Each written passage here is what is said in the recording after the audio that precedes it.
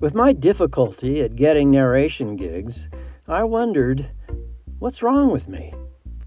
I began thinking about all the things I didn't like about my narration efforts, and I tried to think of a better strategy to address my issues. The classic problem, of course, is that you're mostly ignored. That's a problem for all creatives, whether they're authors, narrators, actors, singers, musicians, artists, poets, or many others. If you're so good, why aren't you famous? That's the classic question. The fact is, there are many, many talented creatives who are not famous or even appreciated. There's so many people out there vying for narration gigs. Publishers have the luxury of practicing what is known as authentic casting. That means they have large narrator databases that enable them to find voice actors who identify with the characters, not just act like the characters.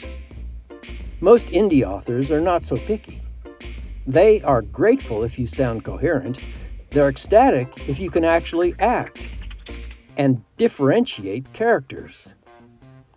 In large part, you have to advise them when you're not the best person for the book. For example, if you're an American and they give you a first-person historical fiction novel located in the north of England or Scotland, you need to tell them you're not the right person for the job. So anyway, my first job was to try to determine why I was being ignored. Am I just a lousy narrator? I hired several coaches who told me, I think in all honesty, that I wasn't that bad. I have some talent.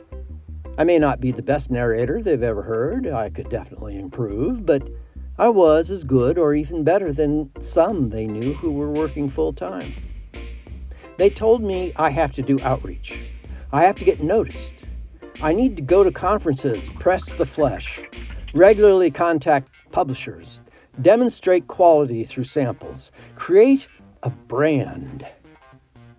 That is all true, but it isn't fun. I love narrating, but I don't like the rest of this self-promotion. Could there be something more satisfying?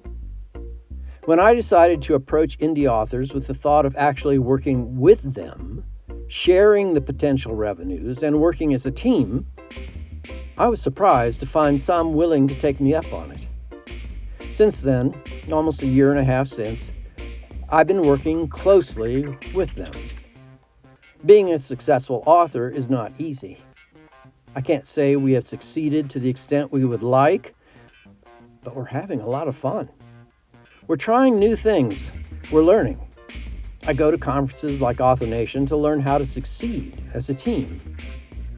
When you're working as a lone author, it's hard to find someone to bounce ideas off of, to have interview you in a podcast-like way, to help create promotional media. It's like having an accountability buddy, but you're both working on a common goal to promote a single author and their work.